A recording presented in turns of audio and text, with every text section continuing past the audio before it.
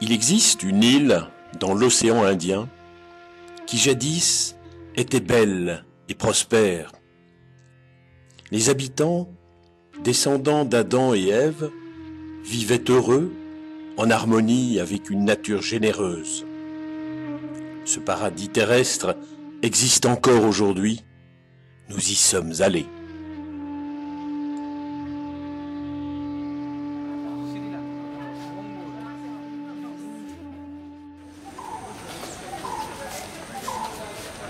Bonjour, je suis au Sri Lanka, un pays extraordinaire, riche en nature, riche en civilisation, en religion.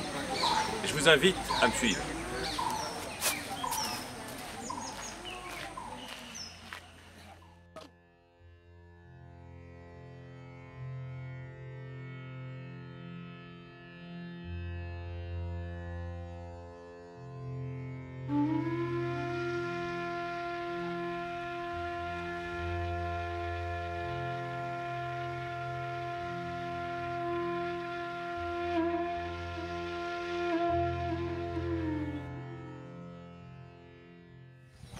Première étape de notre périple, le rocher de Sigiriya, un rocher ancestral planté dans la plaine, comme une île. Nous allons le gravir d'ici quelques minutes, il est derrière moi.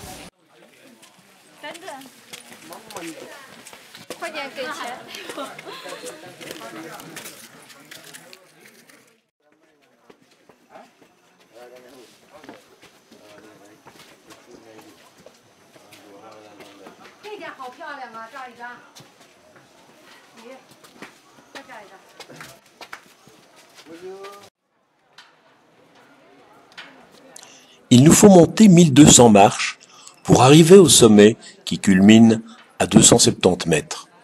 La difficulté n'est pas la même pour tout le monde.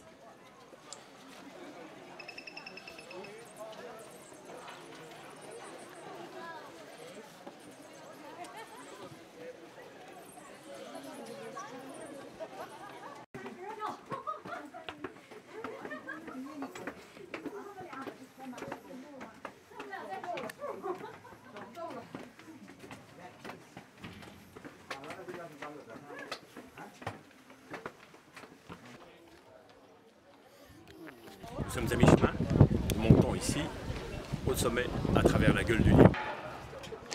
Voici les escaliers de jadis, pas très évidents.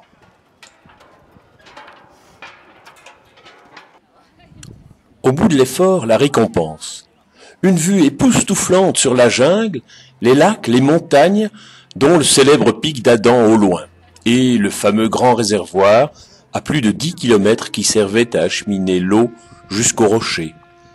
Du palais d'antan, il ne reste plus que quelques pans de murs, la piscine du roi, parfaitement conservée, et les vestiges des jardins en terrasse, rectilignes, et leur ingénieux système d'irrigation. Il n'en faut pas plus pour se plonger dans le passé et imaginer ce que pouvait être la vie il y a 600 ans dans ce palais suspendu entre ciel et terre. Un moment magique qui vaut bien quelques frayeurs. En bas, les majestueux jardins royaux à la symétrie parfaite. On se croirait dans une version tropicale des jardins de Versailles, toujours sous l'œil attentif de Bouddha.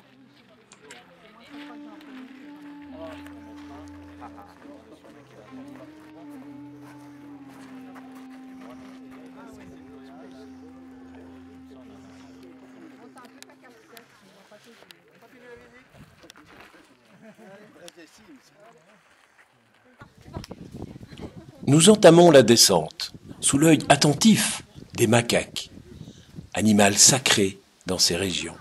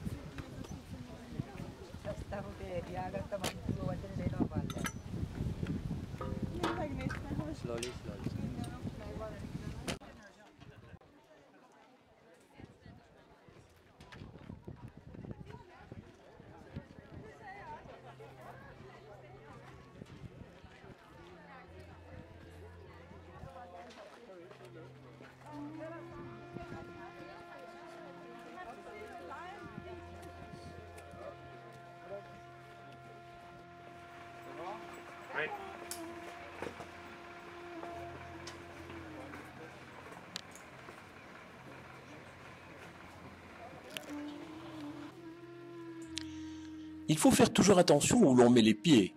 Le varan se confond facilement avec les feuilles. Et jeter un œil en l'air, car même si ce n'est pas un bananier, une banane peut toujours choir.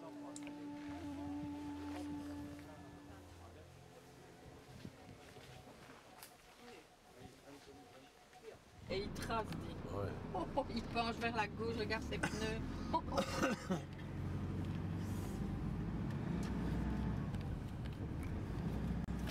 Nous reprenons la route pour la cité antique de Polonnaruwa, classée patrimoine mondial de l'UNESCO. Le site historique de Polonnaruwa, situé dans la province du Centre-Nord, s'étend sur environ 122 hectares et présente de nombreux monuments encore bien conservés. De manière générale, le style architectural y est marqué par l'influence hindoue. Nous allons la parcourir en vélo.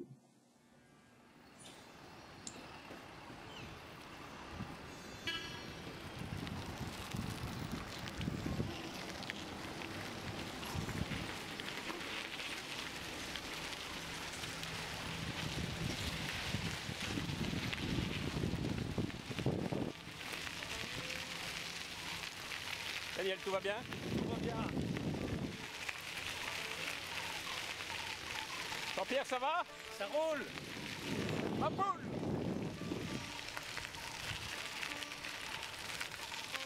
Ça va bien? Super.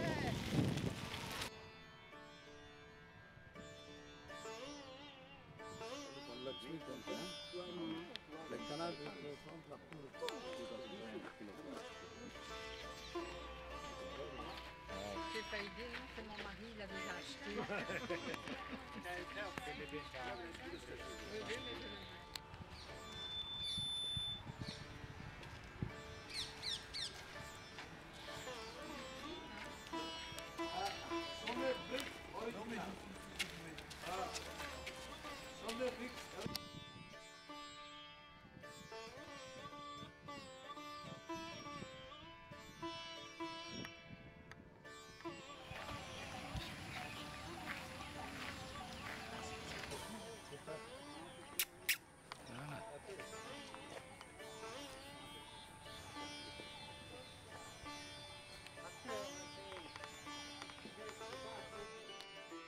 Trois grands Bouddhas, taillés à même le roc, font la popularité de Polonnaruwa.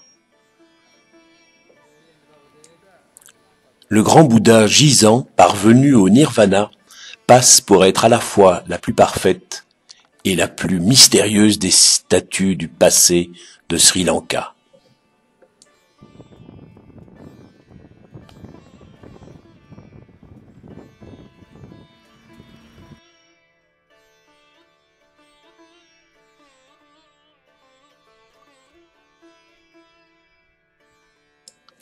Retour en ville pour visiter un petit marché d'où partent les légumes, les fruits vers les différentes capitales et grandes villes du pays.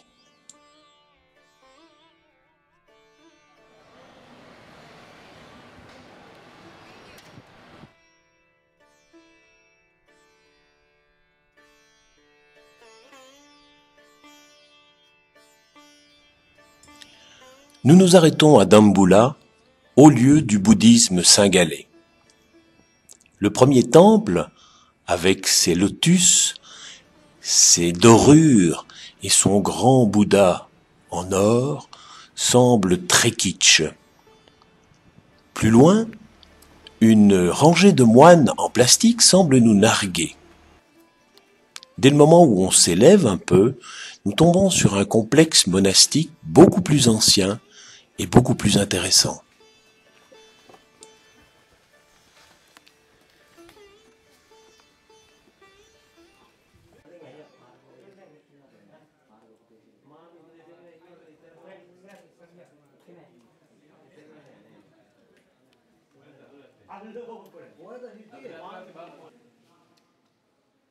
Le sanctuaire comporte 157 statues, 153 images du Bouddha, 3 images royales et 4 images de divinités. Les peintures murales recouvrant 2100 mètres carrés représentent entre autres la tentation de Bouddha par le démon Mara et son premier sermon. On y trouve aussi des statues des divinités hindoues Vishnu et Saman.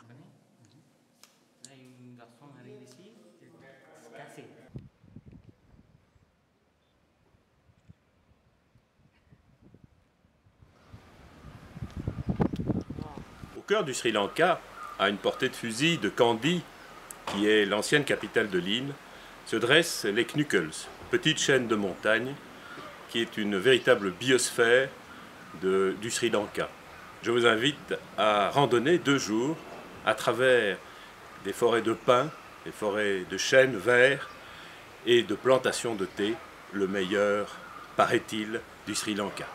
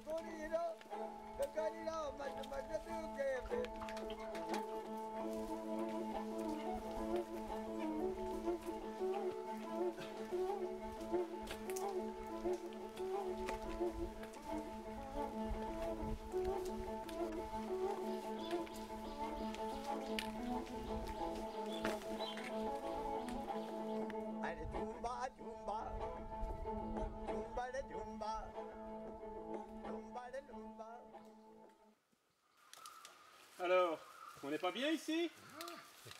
Hein? On n'est pas bien ici, Mario? Super.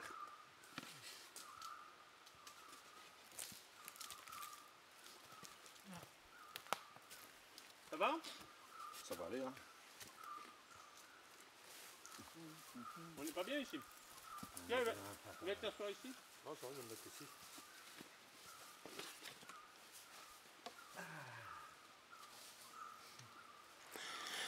Daniel, tu es un randonneur confirmé. Ce n'est pas la première fois que tu pars en randonnée sur des niveaux 3 ou 4. Que penses-tu du niveau du Sri Lanka? Pour le moment, assez simple, assez facile, pas trop de montée pour le moment. Donc le trek a vraiment débuté ce matin. Jusque-là, on a plus visité que marché. Donc on espère quand même que le niveau va s'élever un peu. Ima, tu es guide, Trek Aventure. Tu aimes ce métier? Oui, bienvenue au Sri Lanka. Je nous reste là à côté de Knuckles maintenant. Je suis randonné avec de la forêt. Il y en a beaucoup de choses pour visiter. C'est l'oiseau, c'est l'arbre, c'est de la rivière. Il y a beaucoup de socialistes. Il y a beaucoup de choses pour apprendre pour nous. Il est bien pour visiter pour vous, c'est Sri Lanka.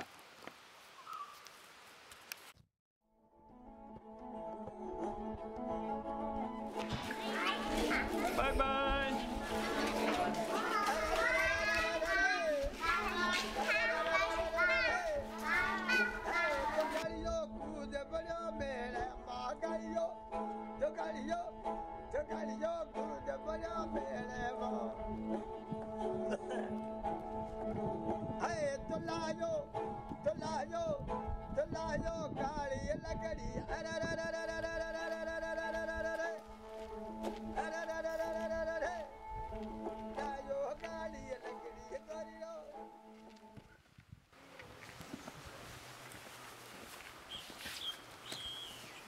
Chez Trek Aventure, nous sélectionnons des établissements originaux et qui ont du caractère.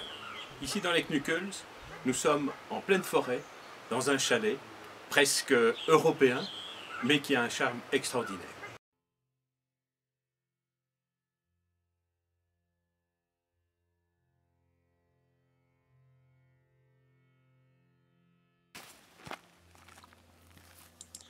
Une dernière randonnée dans les Knuckles nous emmène à un endroit appelé la fin du monde.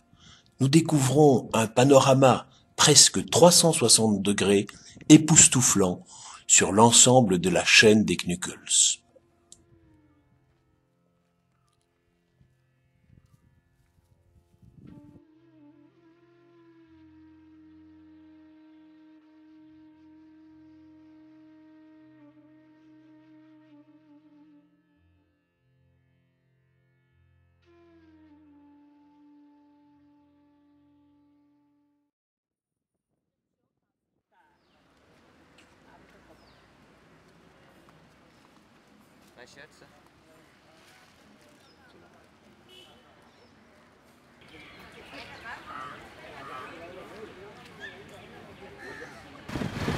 Je suis ici en plein cœur de Kandy, capitale de l'île jusqu'il y a encore quelques années. C'est aujourd'hui une ville grouillante. Business, tourisme. Nutmeg we have, muscat, nice spice tea have, natural tea have, nice paprika packet.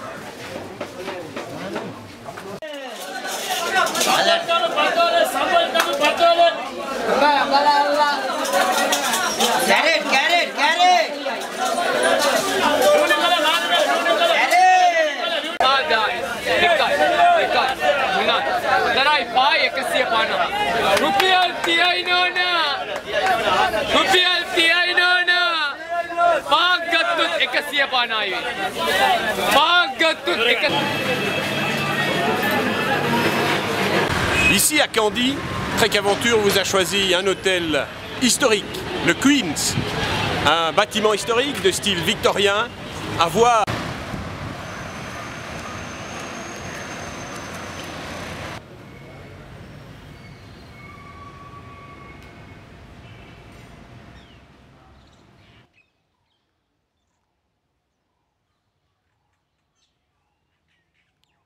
Autre endroit exceptionnel à découvrir à Kandy, le jardin botanique. Vieux de 7 siècles, il recèle pas moins de 4000 espèces à découvrir ici en pleine nature.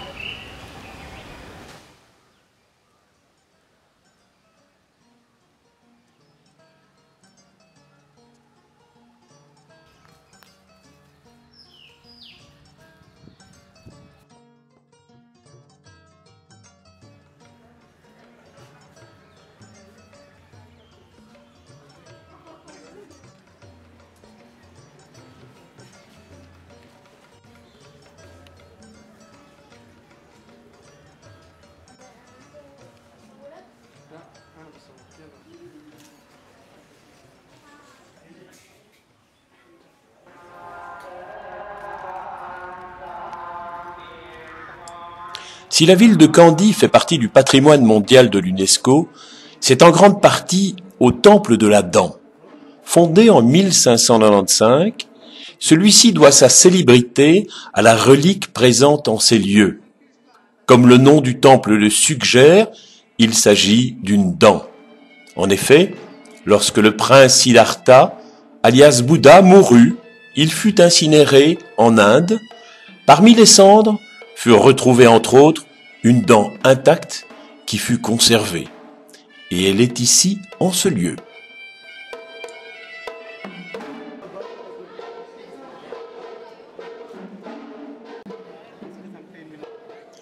L'affluence des pèlerins et des touristes ne permet de voir la dent que 2 secondes. Il faut vraiment en profiter.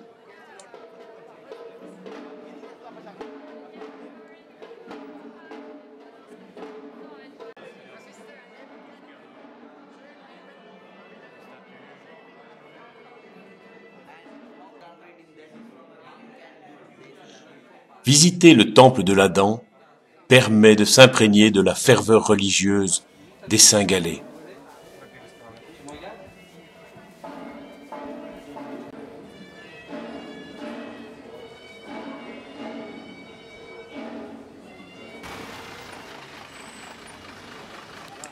Nous quittons Kandy pour nous rendre à la gare.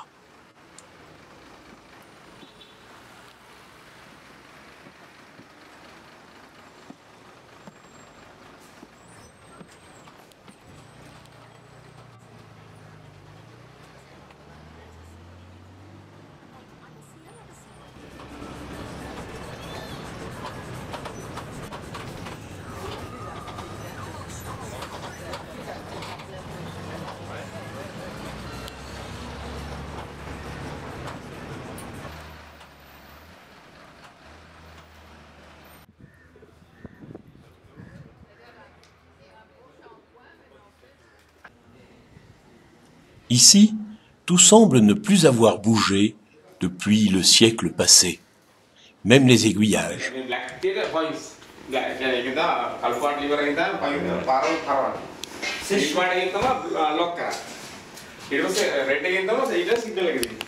C'est normalement, c'est noir, arrive change de la route. Le noir change la route. C'est fermer de la route. Fermer la route. Fermer la route. C'est rouge, c'est signal. Sudah kan? Il y a un problème la route. C'est comme ça. Mario, Jean-Pierre, allez. Oui. Changez un peu les voix. C'est comme ça. Allez,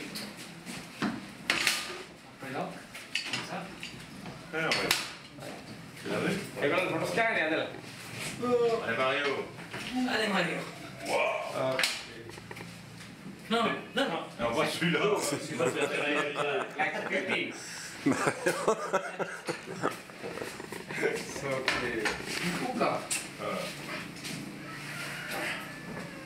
C'est bon.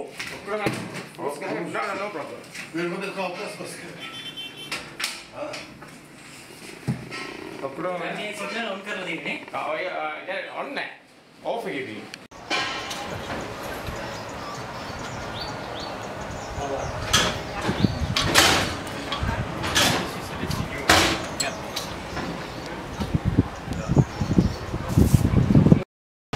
Un des moments forts de notre voyage au Sri Lanka, c'est ce voyage en train.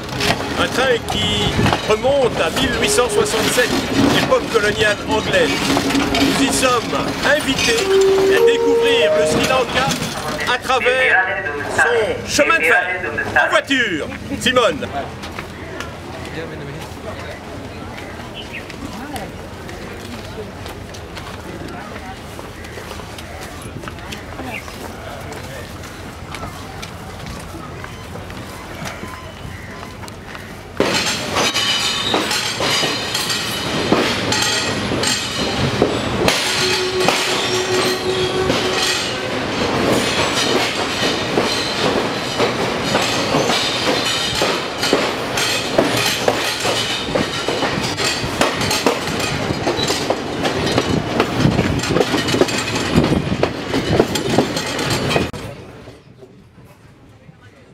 Le train au Sri Lanka, c'est toute une expérience.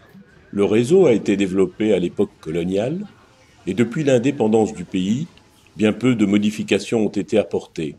En témoignent les bureaux des chefs de gare qui sont de véritables musées et où toute l'information est encore relayée par une sorte de téléphone centenaire et consignée dans des livres poussiéreux.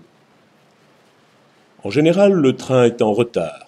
Peu importe d'où il vient et où il va, cela est dû au fait qu'il n'y a qu'une seule voie la plupart du temps, et donc les trains peuvent se croiser uniquement dans les gares, et se retardent bien sûr les uns les autres.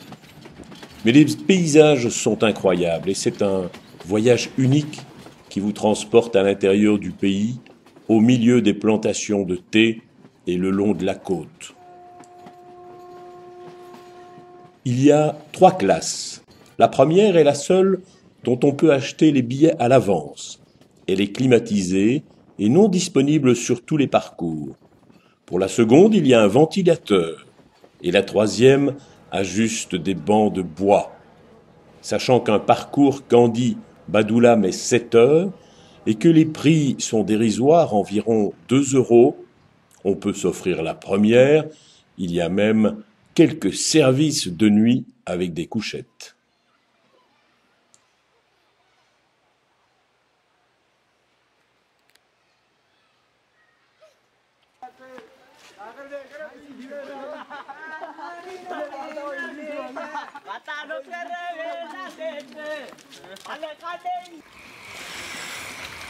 Nous sommes au départ de l'ascension du Pic Adams, un moment très fort de notre séjour, car 4 religions vénèrent particulièrement cette ascension, les chrétiens, les musulmans, les hindouistes et surtout les bouddhistes.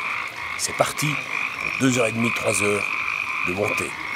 La saison, c'est le... Extraordinaire.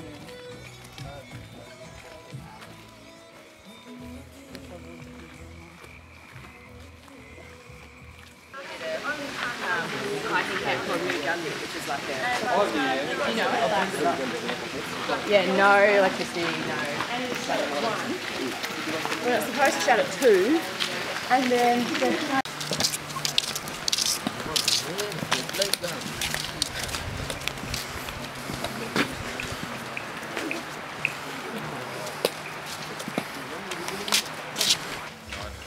Si c'est ado.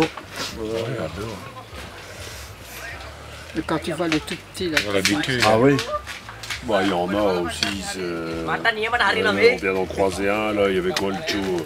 Il y a peut-être entre 2 et 3 ans. Oh. Parce que... Regarde, son pied nu, le pied. Ouais.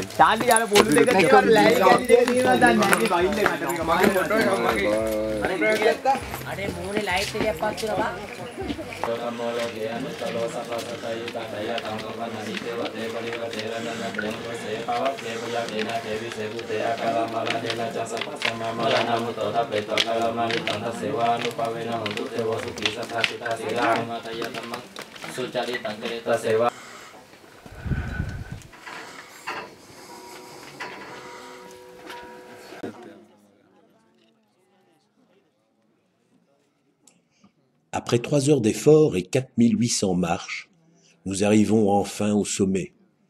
Il est presque 6 heures du matin et une foule compacte attend avec impatience les premiers rayons du soleil.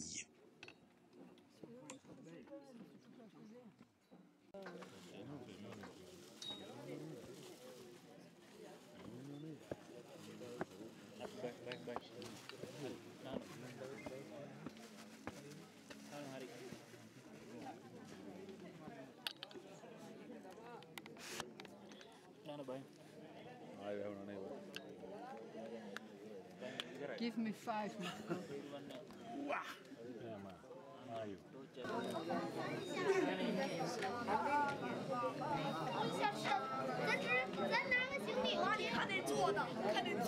Au lever du soleil, un phénomène, peut-être dû aux brumes matinales, fait que l'ombre de la montagne, au lieu de se découper sur le sol comme les autres, est visible dressée dans le ciel, un peu comme une pyramide. Mais rapidement, les prières reprennent et l'objectif de cette ascension, se prosterner devant l'empreinte du pied de Bouddha, arrive enfin.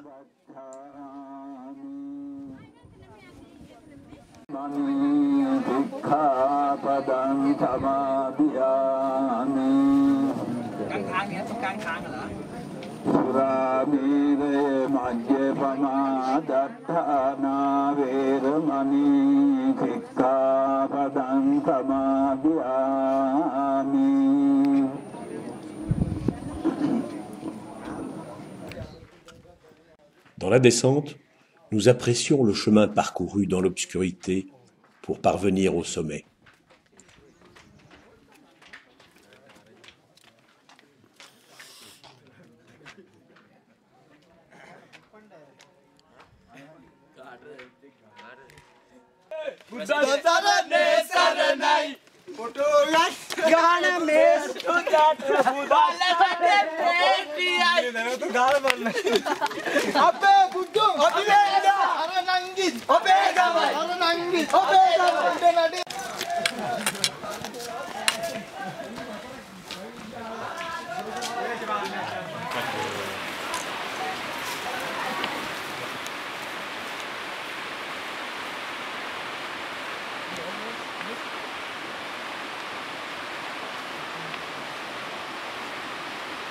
Le Sri Lanka, c'est aussi une nature exceptionnelle.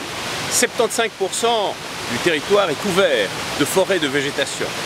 Ici, nous découvrons la forêt équatoriale, la forêt tropicale, dans son plus profond cœur. A tout de suite et attention aux bébés.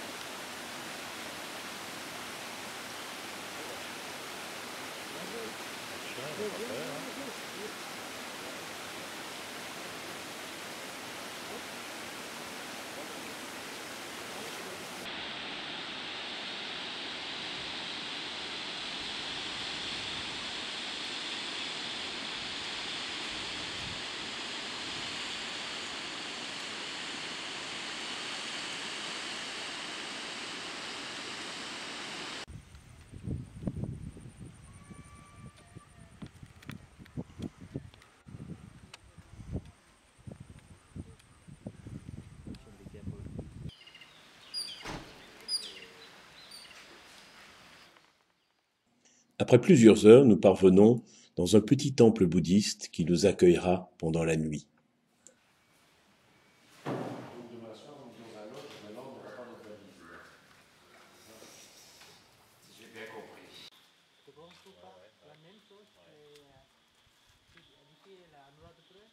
Le soir venu, nous sommes initiés à la méditation par un moine bouddhiste.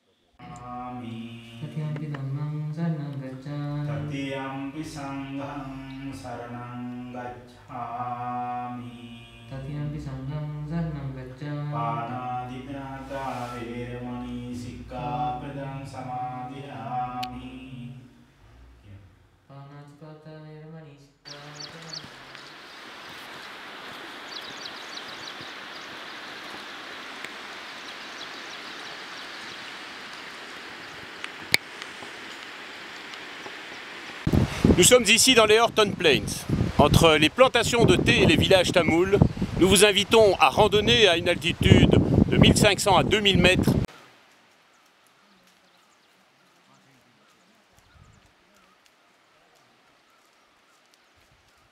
Introduit par les Anglais en 1857, le théier ne s'y développe vraiment qu'après 1870. C'est effectivement la destruction totale des plantations de caféiers qui recouvraient toute l'île par un parasite en 1869 que l'on doit l'essor de la culture du thé au Sri Lanka. Aujourd'hui encore, le Sri Lanka est troisième producteur mondial de thé. Le climat du Sri Lanka est tropical et est rythmé par la mousson, avec une saison sèche et une saison des pluies.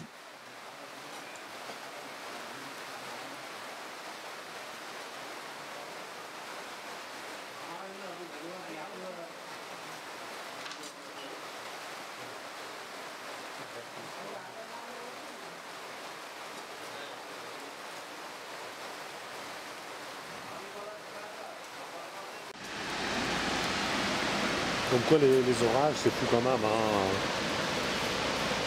Elle était toute petite là quand on est arrivé. Ouais.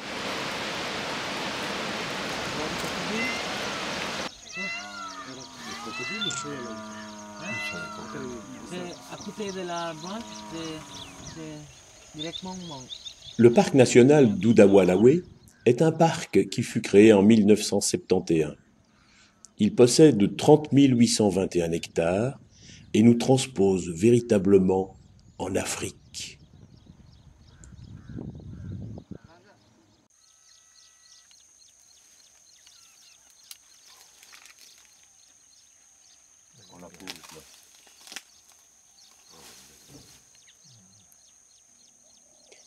L'éléphant d'Asie est plus petit que son cousin africain. Vivant en troupeau restreint mené par une femelle, il passe son temps à arpenter la forêt à la recherche de sources de nourriture pour satisfaire son régime végétarien. Souvent domestiqué, il est utilisé comme monture ou animal de trait. Autrefois présent sur l'ensemble du continent asiatique, il n'occupe plus aujourd'hui qu'un territoire réduit. À l'état sauvage, l'espèce est en danger, même si le commerce de l'ivoire est illégal.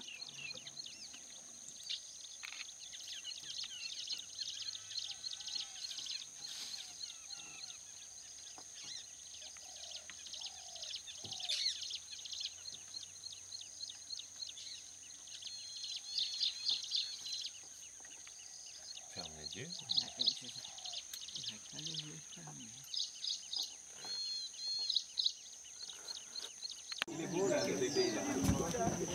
On dirait un gros sanglier. Gros sanglier.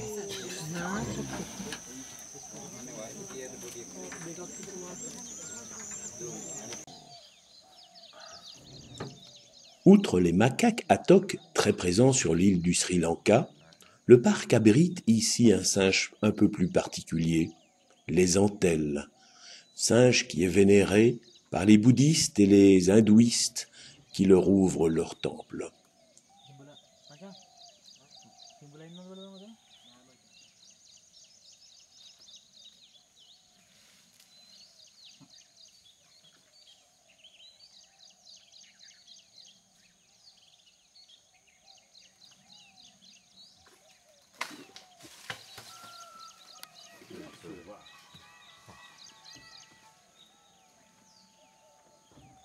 Ils sont tous alertés.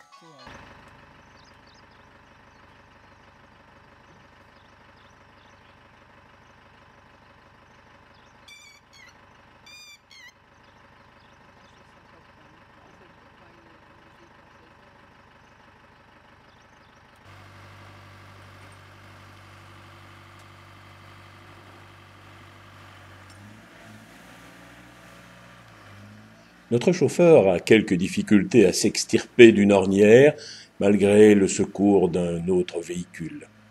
Nous sommes obligés de patauger dans l'eau, en attendant que celui-ci puisse en sortir, et sans savoir qu'un crocodile, à quelques mètres de là, nous regardait intensément. Nous avons eu chaud.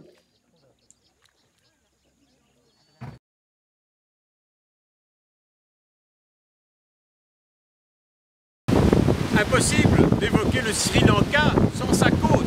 Les plages ici sont magnifiques, merveilleuses, paradisiaques. Alors, bon bain, mais attention, la mer est dangereuse.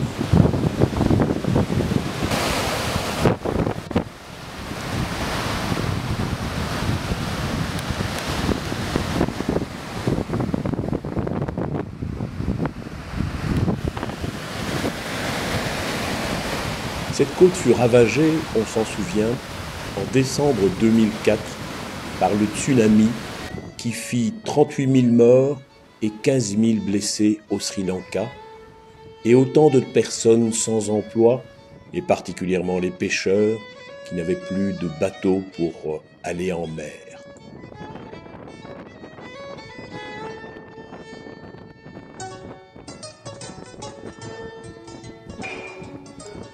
Sur ces dernières images d'océan Indien, nous quittons le Sri Lanka avec la joie d'avoir découvert un pays exceptionnel de par sa nature et d'avoir rencontré les Sri Lankais, peuple accueillant et au sourire légendaire.